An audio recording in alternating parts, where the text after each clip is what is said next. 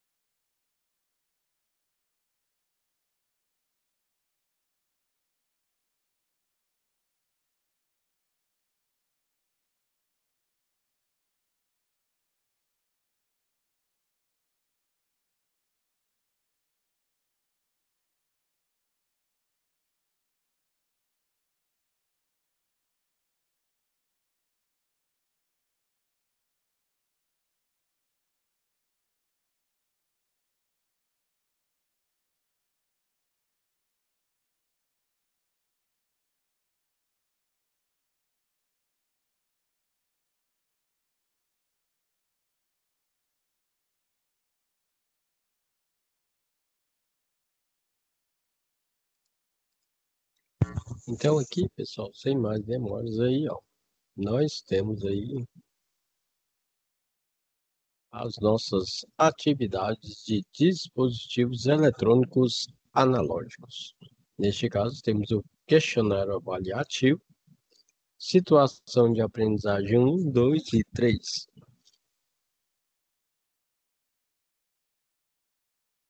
Essa você vai até o dia 16/10. Seguindo a nossa situação de aprendizagem aqui,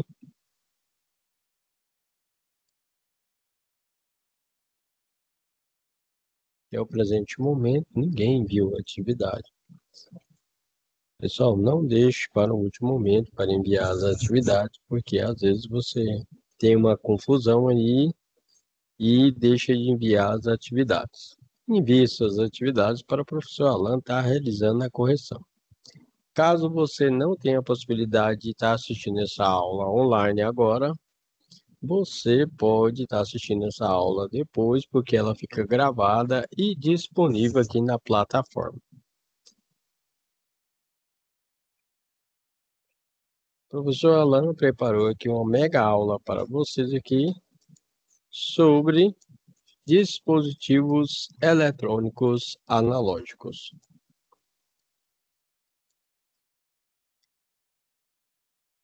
Aqui na nossa tela inicial, o professor Alan já demonstra um instrumento de medição na parte de eletrônica que nós chamamos de osciloscópio. Esse osciloscópio, nós temos ele tanto analógico como digital.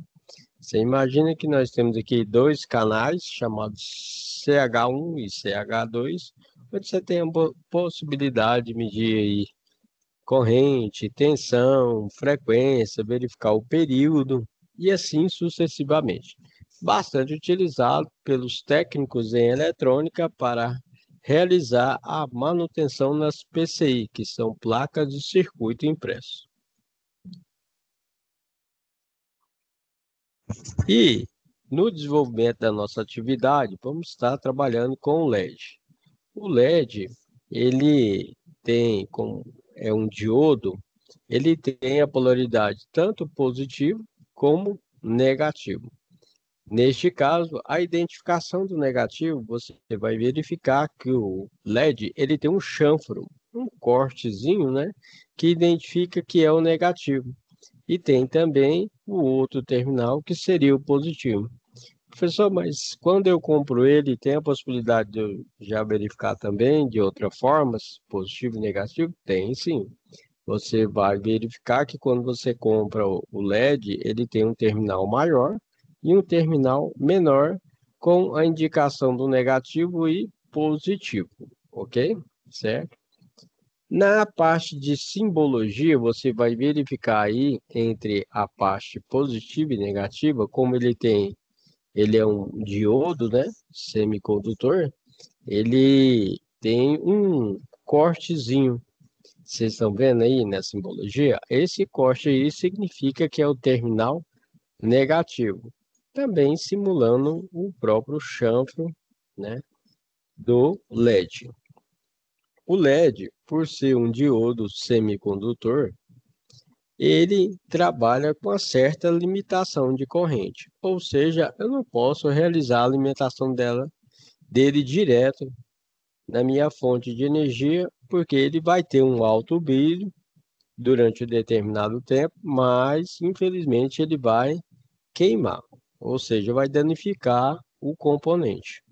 Para evitar isso, o que a gente faz? Utilizamos aí um resistor, uma resistência. Essa resistência é de acordo com a corrente do LED. E aí essa resistência vai limitar a corrente do LED para evitar aí a queima dele, ok? Neste caso, o professor Alan vai demonstrar aqui como que realiza o cálculo do resistor para limitar a corrente do LED. Princípio. Alta performance e preço justo. Notícias de última hora. Duracell dura mais, muito mais. Característica ela é conseguida através dos materiais que se se constrói o diodo. Então, através dos materiais, quando esse diodo conduz, e se ele é um LED, ele vai emitir uma luz, né? O LED, assim como um diodo normal, ele possui polaridade. Essa polaridade ela vai ter que ser indicada, né? Então, vai ter um terminal negativo e um terminal positivo. Na imagem ao lado ali, o terminal negativo, ou catodo, ou cátodo, ele é indicado pelo chanfro, ou seja, existe um corte no encapsulamento do LED indicando esse negativo. Às vezes, alguns LEDs não possuem esse corte, então eu poderia também identificar o negativo do LED olhando ele internamente.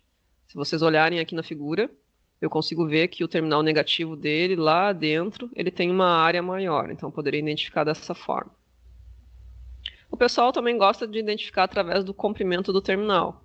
Isso só vale quando o LED for novo. Se ele estiver cortado com os dois terminais iguais, não é uma opção válida, né?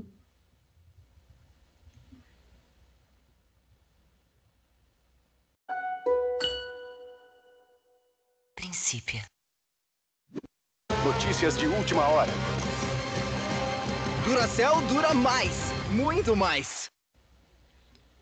O LED é um diodo, então a simbologia dele é uma simbologia igual à do diodo.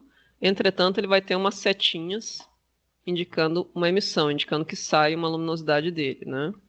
Da mesma forma que o diodo comum, o traço ali embaixo do triângulo que forma o diodo, o símbolo do diodo, indica o terminal negativo. Comercialmente existem muitos LEDs, né? Então os LEDs mais comuns são os LEDs difusos, de diâmetro de 5 mm ou de 3 mm. E as cores mais comuns são amarelo, vermelho e verde. Mas existem outros LEDs, né? Existe o LED azul, LED emitindo em branco, rosa, LED bicolor. Existem os LEDs de alto brilho, LED que pisca, os LEDs infravermelho, que a gente usa como emissor, por exemplo, nos controles remotos. Cada componente sempre vai ter as suas especificações técnicas, que a gente encontra nos datasheets, né? Então, os LEDs ali à direita, o da figura 1, por exemplo, ele é um LED da cor amarela, de 5 mm, do tipo difuso. A corrente típica de funcionamento dele é de 20 mA e a tensão típica, ou seja, o valor de condução dele é de 2,1 volts. A figura 2 tem um LED vermelho, a corrente é a mesma, só que a tensão é um pouquinho menor, 2 volts.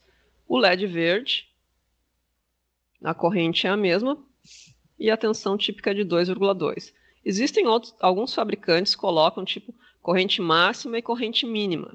Nesse caso, a gente pega e coloca uma corrente mais ou menos no meio ali, né, para não ultrapassar o valor limite do componente.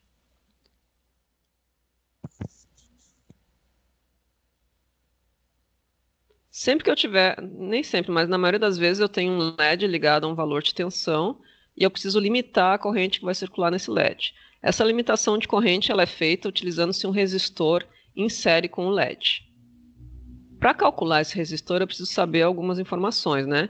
Eu preciso saber aonde ele vai ligado, então qual o valor da tensão da fonte em que ele vai ser ligado. Eu preciso saber as informações sobre o LED, então qual é a tensão e a corrente desse LED, que são informados pelo fabricante.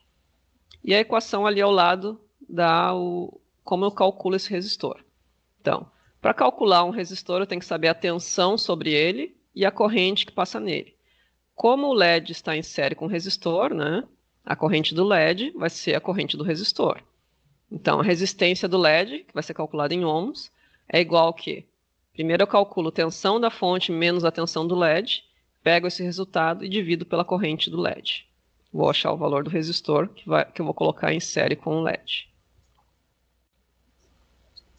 Além de calcular o valor da resistência, eu preciso me preocupar também com a potência que esse resistor vai dissipar. Então, às vezes, os LEDs estão ligados numa tensão muito maior ali, tipo, o LED está ligado lá em 20, 24 volts, então eu preciso, de fato, calcular a potência do resistor.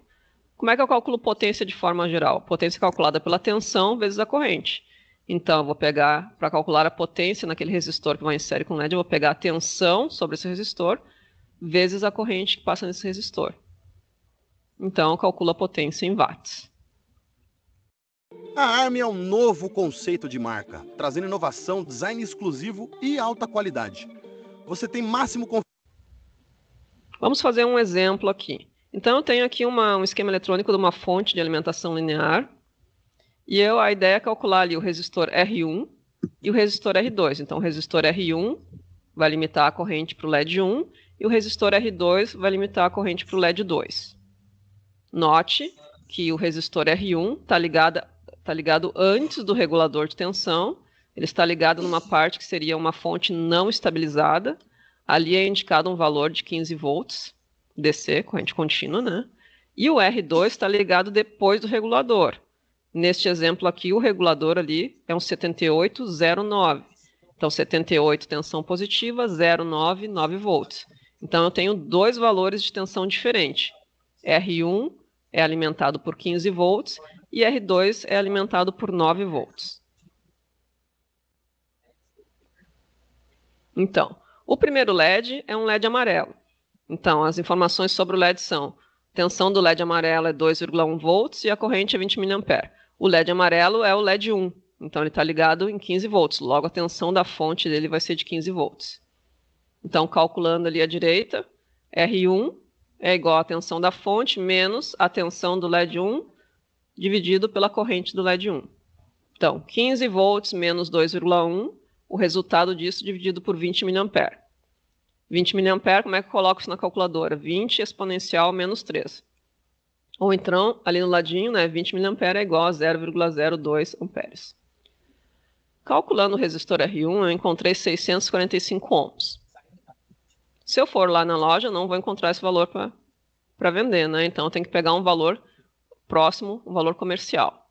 Comercialmente, eu teria o resistor de 570 e o resistor de 680. Nesse caso, eu optei pelo resistor de 680, porque o de 570 ficaria muito abaixo e faria com que a corrente passasse dos 20 mA. Então, o valor da resistência escolhida, 680 ohms. Preciso também calcular a potência do resistor. Sempre que eu vou comprar um resistor, eu compro o valor e a potência que ele suporta. Então, qual é a tensão que vai sobre o resistor 1? É a tensão da fonte menos a do LED, é o que sobra para o resistor. Quem é a corrente do resistor 1? É a mesma corrente do LED, que são os 20 mA. Calculando ali, então, 15 menos 2,1 vezes 20 mA, deu 258 miliwatts. 258 miliwatts, eu devo, na verdade, 1/4 de watt, daria 250 miliwatts, é melhor que eu opte por uma potência acima, né, dando um limite para o componente. Então, quando eu for comprar o resistor, eu vou comprar um resistor de 680 ohms e meio watt. O procedimento para calcular o resistor 2, que é o do LED 2, é igual ao resistor anterior. Então, o que eu tenho que cuidar? Que, na verdade, aqui o LED 2 está ligado na saída, está ligado nos 9 volts, então a tensão da fonte vai ser 9 volts, e que ele é um LED vermelho. Então, a tensão do LED é de 2 volts. A corrente é de 20 mA. Estamos usando aqueles exemplos que eu dei lá no início. Então, para calcular o R2, então, 9 volts menos 2 volts, o resultado disso dividido por 20 mA dá um resistor de 350 ohms. Comercialmente, o resistor mais próximo é o de 330 ohms. De novo, vou calcular a potência agora desse resistor. O procedimento é o mesmo, e a potência calculada deu 140 miliwatts. Então, o resistor que eu devo comprar lá é um resistor de 330 ohms e 1/4 de watt. Então, professor, Alan passou um pouco aí sobre o LED para vocês, né? Nós temos aqui alguns componentes eletrônicos aí utilizados. Temos o resistor, né? Que a sua identificação é no corpo dele aqui, tá vendo? Certo? Temos o LDR. LDR é aquele mesmo que vai no relé fotoelétrico. Aquele que fica atrás do poste aí ficou escuro, ele faz o acionamento do relé, liga a lâmpada. Temos ao lado ali um resistor de alta potência, identificado aí pela cor verde,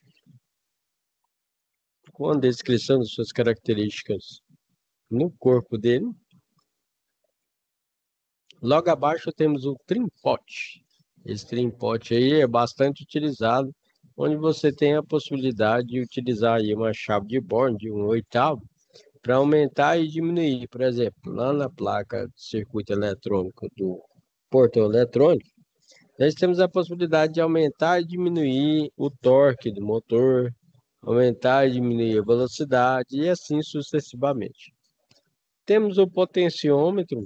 Esse potenciômetro aí, ele faz uma variação de resistência elétrica, bastante utilizado em circuito eletrônico.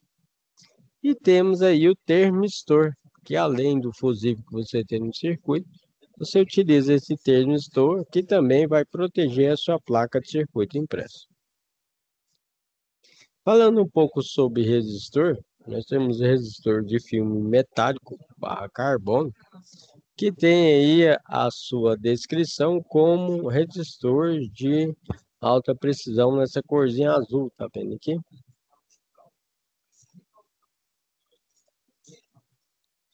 E aqui temos um pouco aí sobre o nosso código de cores. Esse código de cores é de acordo com a numeração, por exemplo, preto 0, marrom 1, vermelho 2, laranja 3, amarelo 4, verde 5, azul 6, violeta 7, cinza 8, branco 9, dourado e prateado. Dourado é 5%, que tem uma variação de 5% a mais ou 5% a menos. E temos também o prateado, que é 10% a mais e 10% a menos. Aqui, no caso, temos o resistor comum e o resistor de alta precisão. Neste caso aqui, ó, ele tem uma variação de 10% a mais ou a menos, 560K, que seria o verde, azul e amarelo. Aqui também temos resistor de 237 ohms. 237 ohms, com a variação de 1% a mais ou a menos, ou seja, um resistor de precisão. Temos resistores de fio, né, que a gente chama de níquel cromo, que já tem essa característica, tá vendo? Ou é branquinho assim, verdinho, vermelhinho. Temos resistores para circuito com alta tecnologia, chamado circuito que trabalha com SMD, que os componentes vão em cima da placa e não perfura a placa. Temos os resistores variáveis, né? Essa aqui é a nossa PCI normal, e aqui é SMD, a convencional perfura a placa, como vocês estão vendo aqui. E SMD é acima da placa, tá vendo? Temos capacitores polarizados e despolarizados. Despolarizado, ele não tem identificação do positivo e negativo.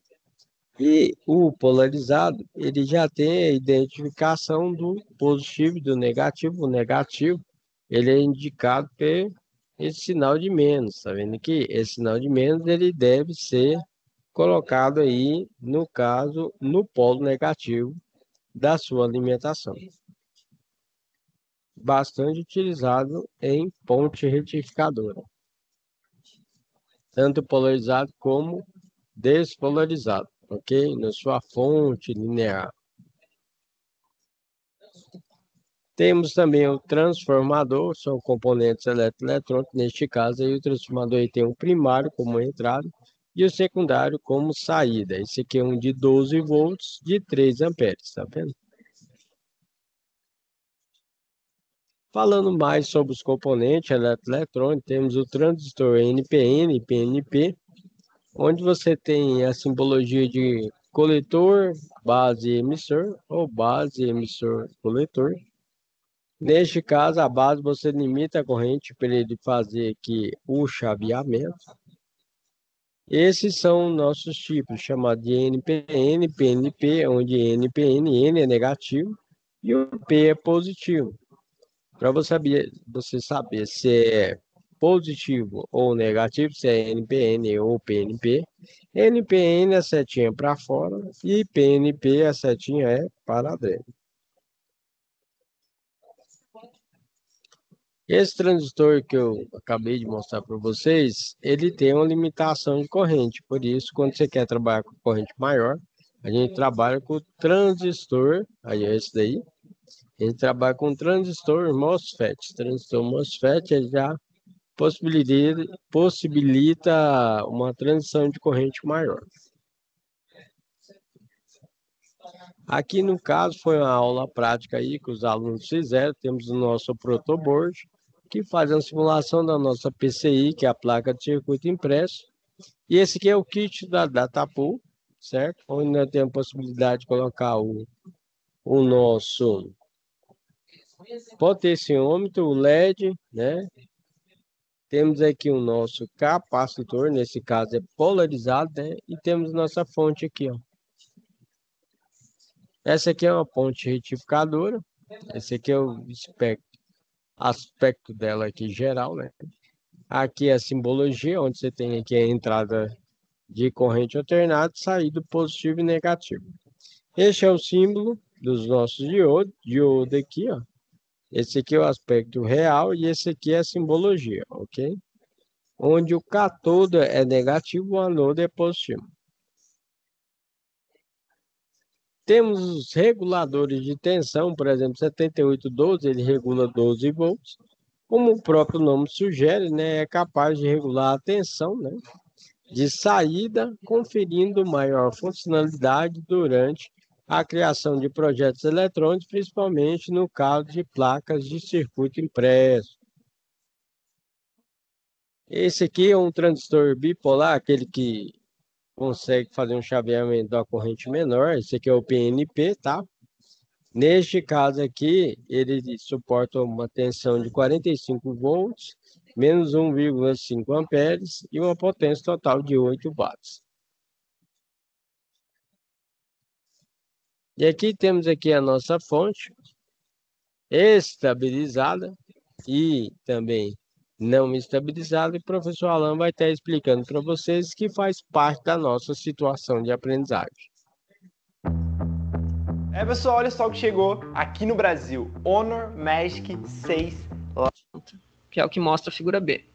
Se eu compro essa ponte retificadora pronta, ela já vem com essa marcação, ó, das saídas, indicando positivo e negativo, e das entradas para tensão alternada.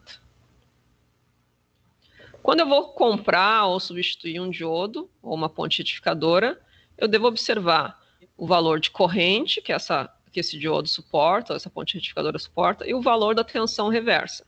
A tensão reversa é o valor de tensão que vai ficar sobre o diodo ou sobre a ponte quando ela estiver polarizada reversamente, ou seja, quando aquele diodo não conduz. O capacitor de filtro, ele serve para pegar aquela tensão retificada, que é uma tensão alternada, uma tensão contínua pulsante, e uma tensão mais contínua, né, mais retinha. Então, a figura A e a figura B trazem o símbolo do capacitor eletrolítico.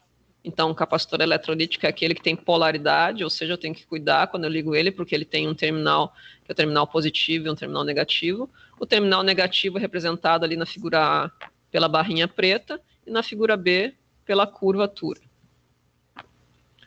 Os capacitores eletrolíticos normalmente têm valores na casa dos microfarads. Além do valor do capacitor em microfarads, eu tenho também um valor de tensão que ele suporta.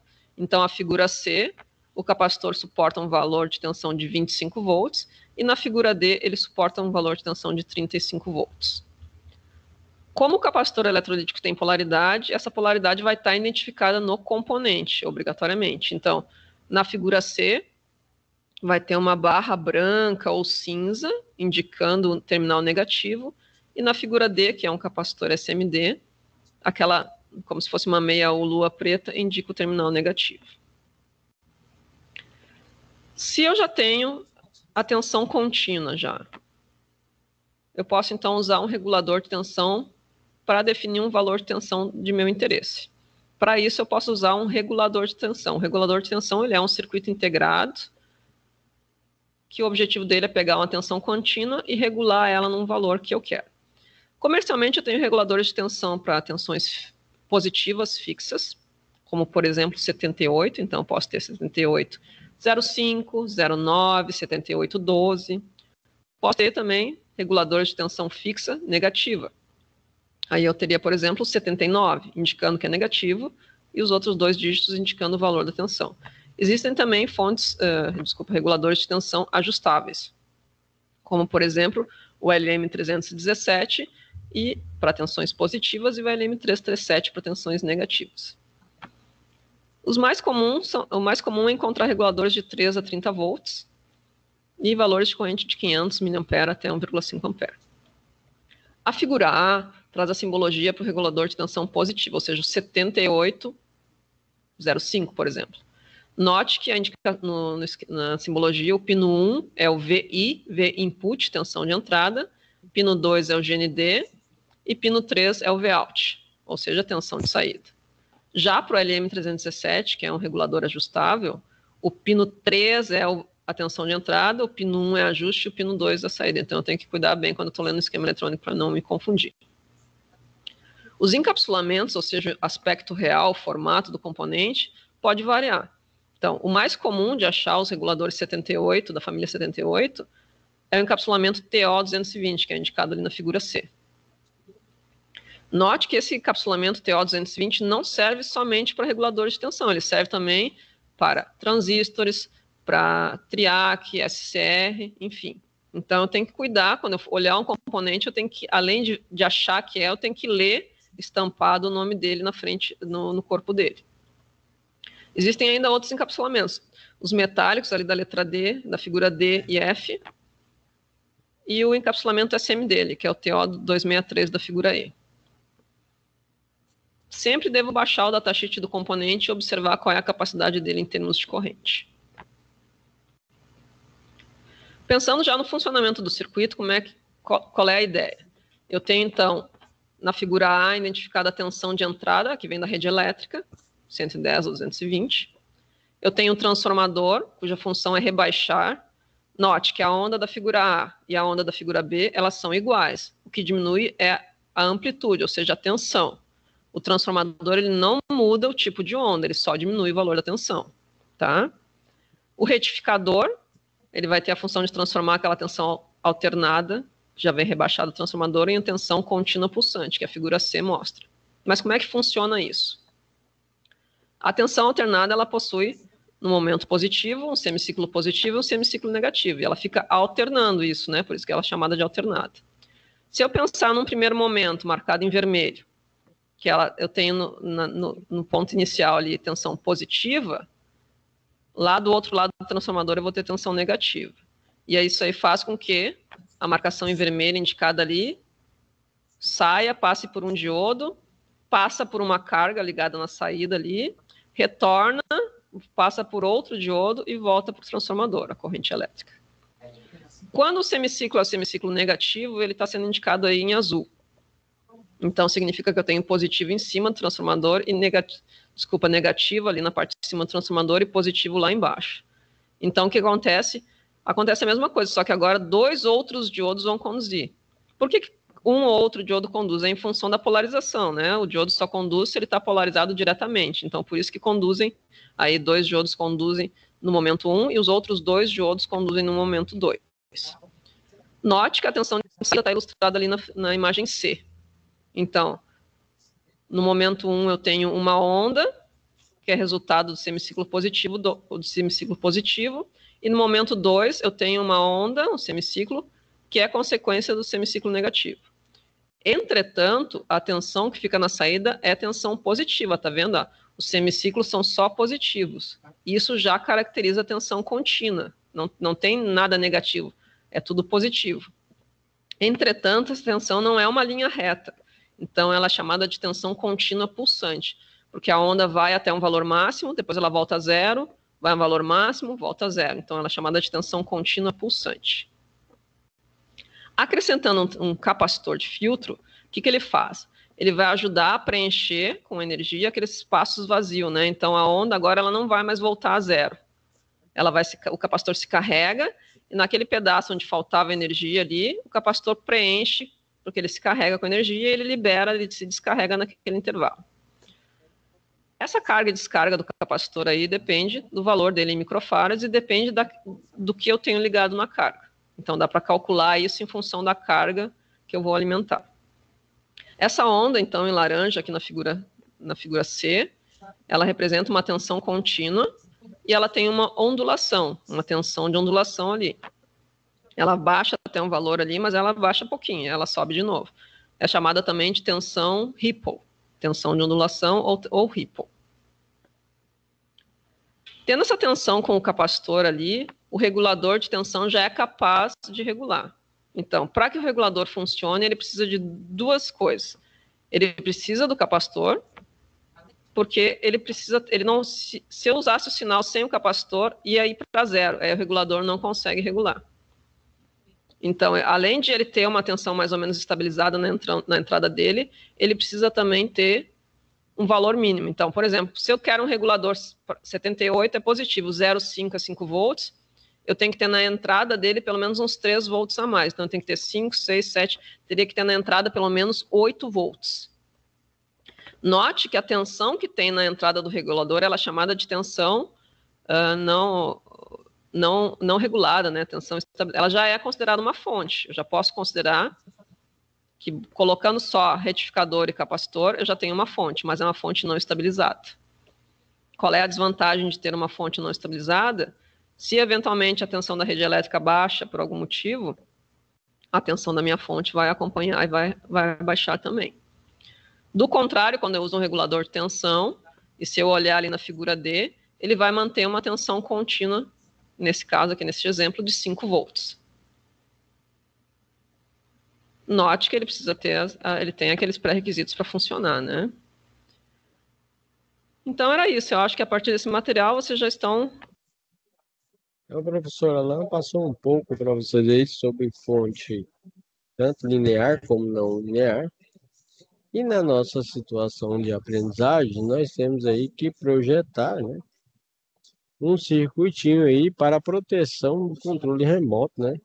Caso o cliente inverta as pilhas de posição. Então, você imagina que ele pegou, em vez de colocar positivo no lugar do positivo e negativo no lugar do negativo, o que ele fez? Ele inverteu. Nesse caso, os componentes hoje eletrônicos, as plaquinhas, né, placa de circuito impresso, ela já vem com esse tipo de proteção. Caso o cliente coloque essas pilhas invertidas, não vai acontecer nada com o controle, nada também com o equipamento que deveria ser ligado. Vai acontecer o seguinte, não vai funcionar. Então, para funcionar, o circuito tem que ser energizado de forma correta, senão ele não funciona. Mas não vai fechar curto, não vai pegar fogo, nem nada, não. Mas a situação de aprendizagem solicita que faça isso, né? Que você vai montar aí um circuitinho, né? Que no caso, ó, tá, essa aqui é a nossa placa de circuito impresso do controle remoto. Peguei e coloquei aqui para vocês, certo? Né? Onde nós temos aí o LED, né? Identificando aqui um diodo Zener, para quem não conhece, esse aqui é um resistor, esse aqui é um flash cable que a gente liga.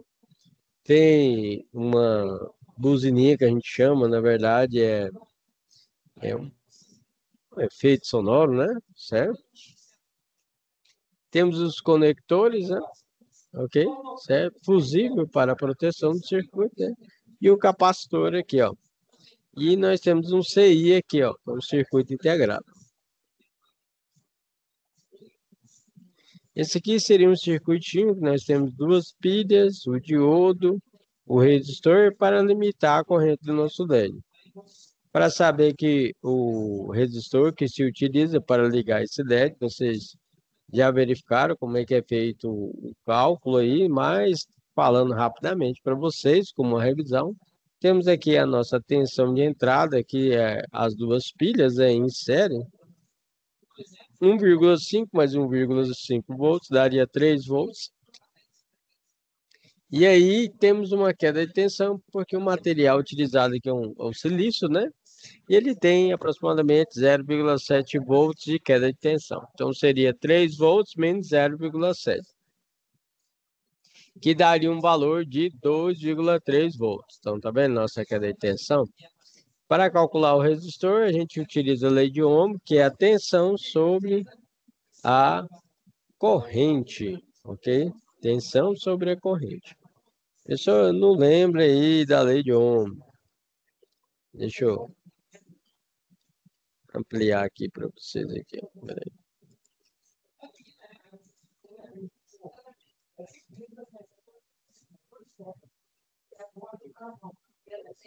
Agora vai dar assim.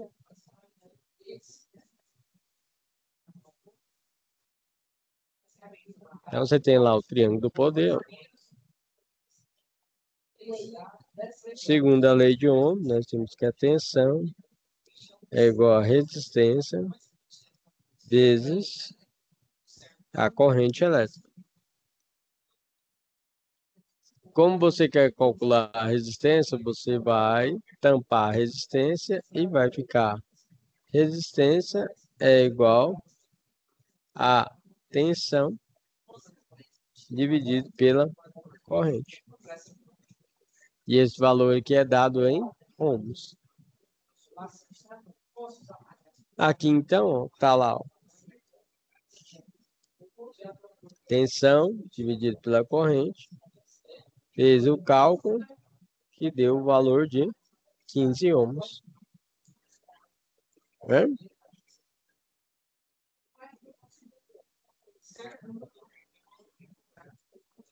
Ok? Então, esse resistor aqui vai ser de 15 ohms.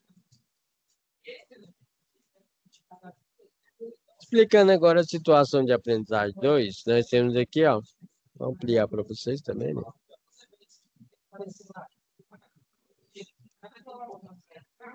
Nós vamos utilizar um CI 555, que é utilizado para geração de uma onda quadrada aqui, ó. Vendo aqui? Gera um clock para nós. Onde esse tempo você determina de acordo com o capacitor que você está utilizando. Nosso caso vai ser 5 segundos, tá bom, pessoal? Que é o que a situação de aprendizagem está pedindo, né? Então, vai utilizar o CI 555 para obter o sinal quadrado, tá aqui, ó, na saída. E assim podemos fazer o acionamento e desacionamento do motor lá do nosso climatizador. Ou seja, vai ligar ou desligar. A seguir, segue os passos aí para o dimensionamento do circuito com o CI 555. Neste caso, estamos utilizando um capacitor de 100 microfarad para um tempo de 5 segundos, ok? Nesse caso aqui, fazendo o cálculo, que é a corrente nominal vezes resistor 2 vezes capacitor. Esse aqui é o tempo, tá, pessoal? A fórmula para calcular o tempo. No caso, como a gente quer 5 segundos, o valor do nosso resistor deu de 72.151. No caso, comercialmente, nós temos de 68 kΩ. Você vai lá na loja de eletrônica e vai comprar um resistor chamado de 68K.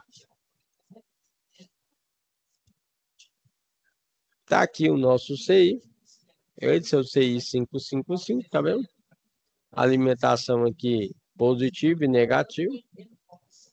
Aqui é o que nós chamamos de descarga, limitar a corrente, né? Tensão de controle. Temos o reset, saída e o gatilho. Aqui é o CI 555, que eu peguei e coloquei na realidade para vocês, tá vendo aqui? Ó, o jeito que ele é.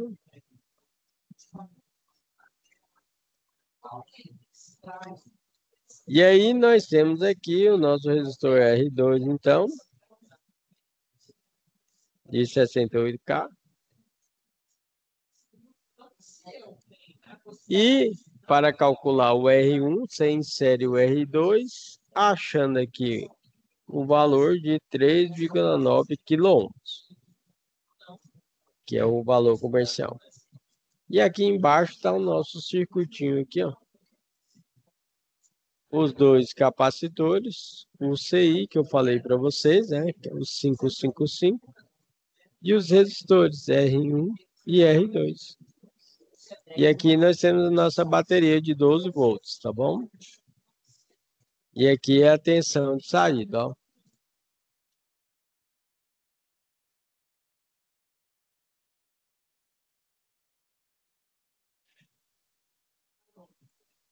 Essa parte que eu já passei para vocês, agora vamos direto aqui. Aqui você pode notar que nós temos nossa onda quadrada, ó. com o tempo de 555, tá vendo? 5 segundos, né? Ok? Temos o nosso CI e foi inserido no circuito, além do CI, que a gente tem que colocar o motor para girar tanto para a direita como para a esquerda, tá? Aí nós temos aqui o capacitor despolarizado, resistor R1, R2, R3, R4. Lembrando que aqui a gente utiliza para controle do nosso transistor, esse que é o transistor, tá? Ok? E aqui é a nossa bateria de 12 volts. Qual é o problema? O problema é o seguinte, ó, desse circuito aqui, ó. Esse transistor, ele não suporta um valor de corrente elevado. Como ele não suporta o valor de corrente elevado, o que que acontece? Teremos que substituir esse transistor. Colocar para auxiliar ele. Qual o transistor que a gente vai pegar? Vamos pegar o transistor MOSFET e fazer uma ponte que nós chamamos ponte H. Ok? A gente vai pegar um transistor MOSFET canal tipo N e fazer uma ponte H aqui na frente.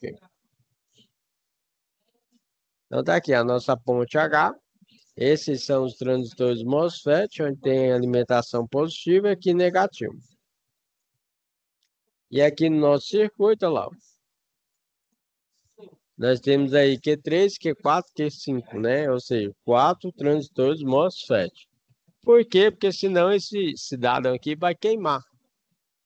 Como a corrente dele é baixa, né? Mas esse daqui já a corrente é bastante elevada, tá, pessoal? Ok? Então aqui, ó, tá dizendo aqui, ó, no contexto, ó, os transistores da ponte H devem suportar uma corrente de 18 amperes, ó, que é a corrente necessária para que o motor funcione, tanto para a direita como para a esquerda. Transistor bipolar não são recomendados, que é isso daqui, ó, não são recomendados para o uso em circuitos em corrente elevada, sendo necessário, então, o uso de 4 transistores MOSFET, canal tipo N. Certinho? E aqui o professor Alan vai falar para vocês agora a nossa situação de aprendizagem 3. Da nossa, já falei da 1, da 2, agora é a 3. Na situação de aprendizagem 3, nós temos aqui que montar a nossa fonte aqui, aí eu vou aqui no passo a passo. Primeiro, utilizamos aqui nosso transformador, né? O transformador, ele vai pegar uma tensão de 220 volts, vai passar para 12 volts e a nossa corrente é de 3 amperes. Então, entrada 220, saída 12 volts e a corrente de 3 amperes, ok? Vamos utilizar uma ponte retificadora. Ponte retificadora de onda completa. Essa ponte retificadora de onda completa, aqui vai entrar a tensão alternada. E aqui vai sair a tensão contínua, sendo um positivo e outro polo negativo. Certo? Ok? Dito isso, nós temos aqui, então, as características que eu falei para vocês. Transformador, a ponte com os diodos, né? Certo? Verificando aí que nós temos 2 diodos. Cada diodo, ele tem o quê? Ele tem uma queda de tensão.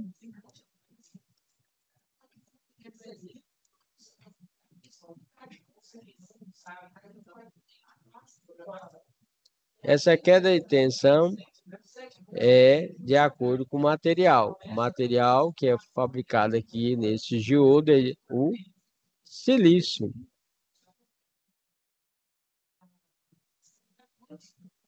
Ok?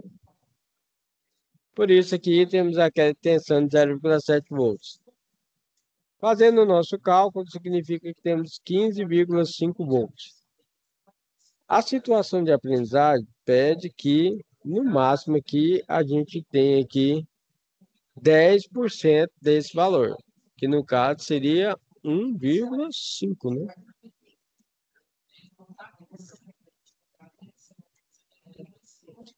Para saber o valor da tensão Ripple a ser utilizado, diminui-se o valor de tensão da entrada do retificador menos a tensão de saída do regulador. Já é suficiente. No caso do exercício, seria 15,5 menos 12 mais 2, que dá uma tensão Ripple de 1,5 volts. Que é os 10% aí, ó. Tá vendo aqui, ó, 10%. Eu cheguei no valor de 1,55 volts, que é o que a situação de aprendizagem está pedindo. Quando a gente utiliza aí a nossa ponte retificadora, a nossa fonte, nós temos que melhorar aqui, né? Então, foi mostrado lá no desenho da fonte, nós temos que melhorar essa onda aqui, ó. Porque depois aqui, quando você está montando a sua fonte estabilizada ou não estabilizada, mas trabalhando mais com a estabilizada, né? Você imagina que quando passou a tensão alternada é assim, pessoal.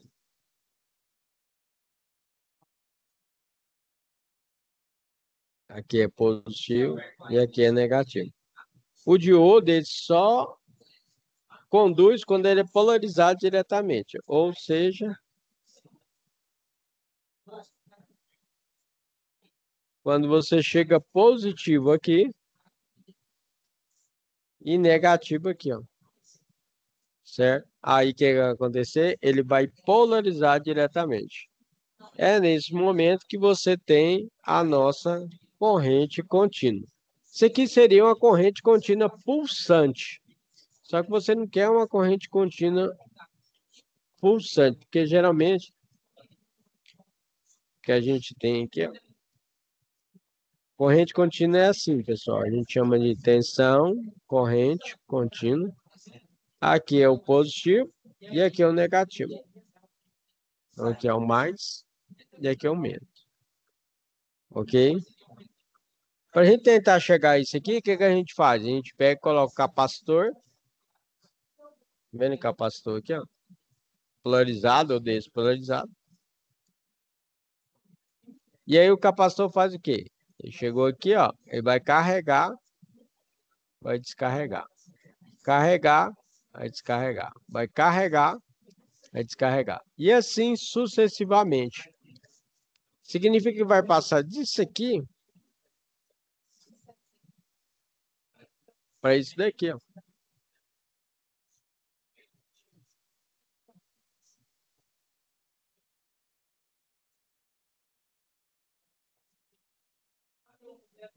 Estão vendo aqui? Nesse caso, certo? Ainda não está retinho. Ok? Aí o que a gente faz na saída aqui da parte da retificação? Utilizamos um regulador de tensão. Esse regulador de tensão, vamos dizer que ele é positivo, né? E ele é o 78, 12 volts. Então ele vai regular 12 volts. Certo? Quando você chegar a esse valor de tensão aqui, o que ele vai fazer? Vai pegar esse sinal e vai fazer isso aqui, ó, pessoal.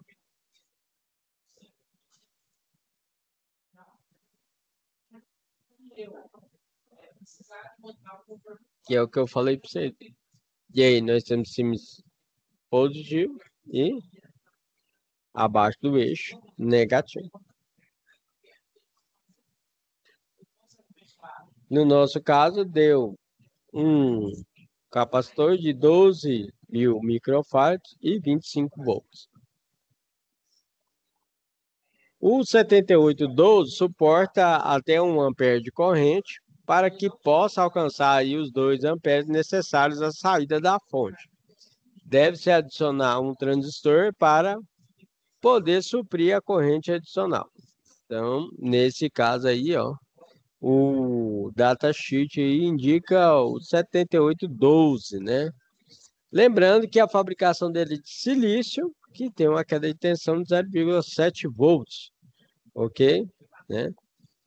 E o seu valor máximo aí de corrente é até 800 miliamperes, né? E a corrente é de 5 miliamperes em repouso, né? E esse nosso datasheet aí do BD136, né? É o nosso transistor. Aqui então temos a nossa fonte aí, né? Nesse caso aqui, ó, ela é regulável. Temos aí a entrada 220 volts, o nosso transformador, a ponte retificadora de onda completa, o TR é o transformador, ponte retificadora, nosso transistor, capacitor polarizado e despolarizado, regulador de tensão e a saída. Bem, professor Alan explicou tanto a situação de aprendizagem 1, situação de aprendizagem 2, situação de aprendizagem 3. Qualquer dúvida pode estar mandando mensagem tanto no ABA ou mandando mensagem no WhatsApp para o professor Alan. Obrigado, professor Alan. Desejo uma ótima semana e fica com Deus. Um abraço, tchau, tchau.